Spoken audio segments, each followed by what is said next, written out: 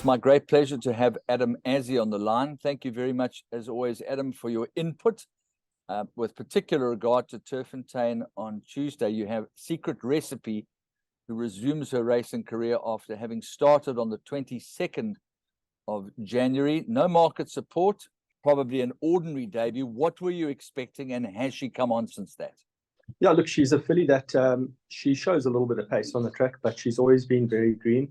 Obviously, having started later in her career would show you that she wasn't the most precocious horse coming in, and she still had a lot to learn. So that was more or less what we gauged her first run, just a run to bring her on and see how she came on from the run.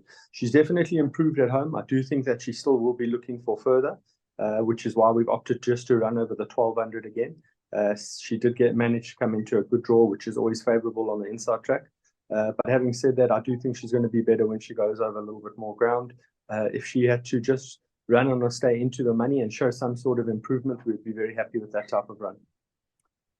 Marvellous. Something to work with, work in progress. As we move on to White Fang, who's obviously encountered some kind of a problem in his last start. We know he's much, much better than that. Perhaps you can explain to the viewers out there exactly what happened last time. Yeah, look, I think White Fang is just a horse that there is reason to believe that he has slightly gone off in his last few starts, but also he's never been a horse that's really shown phenomenal runs, if I could put it that way, on the standside track or anywhere else. He's always been a horse that's had his best type of performances on the inside track. His work is good at home. If he doesn't put up a genuine type of performance on the inside track, there would probably be other factors we'd need to consider post-race. Did he show any kind of breathing noise, or what was the reason for him being pulled out of the race? No systematic problems. But I think we did put blinkers on him last time, possibly over-raced slightly. The blinkers are off again. I do think the track's more suited. If he, like as I said, if he doesn't give a genuine run, we'll look at other things. He may just be a horse that's getting tired and coming towards the end of his racing career then. Okay, then you've got a really well-bred individual. He's a gelding by twice over out of a Giant's Causeway mare, La Bomba Breeze, bred at the Drakenstein stud, and he races in the colours of Steve Leahy and the Higgses. And I thought he won really, really well last time out. National Star in his penultimate start followed up that victory, and I see that American Biscuit has subsequently come and won from the Breeze over form line, so he looks progressive, Adam. Yeah, look, I think he definitely is a progressive horse. The form lines show that. He has definitely improved with each start. Having said that, it is a tough 1800 first run out of the maidens. I think Celestial City, a consistent type of horse, probably warrants being tote favourite. I see there has been market support for the horse. But I believe that Breeze over is going to be much better over further. I didn't want to throw him in the deep end and definitely go further straight out of his maidens. So I thought running him in the 1800 straight out of maidens will give us a very good indication of how much he really has improved. At home, he shows like he's improved a lot. And if he can show that on the racecourse, he could give a very good account of himself.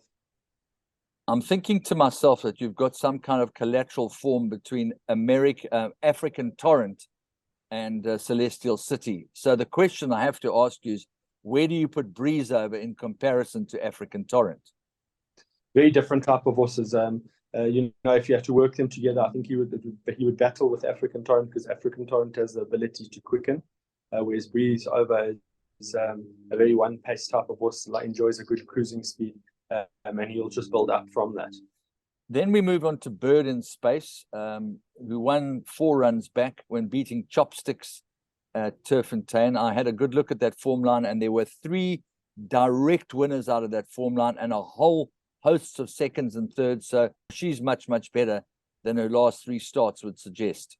So she's a filly that slightly made me pull my hair out a bit, because she won her start on the standside track over 1400, and I had reason to believe that she was going to enjoy going a bit further. She would enjoy it even more.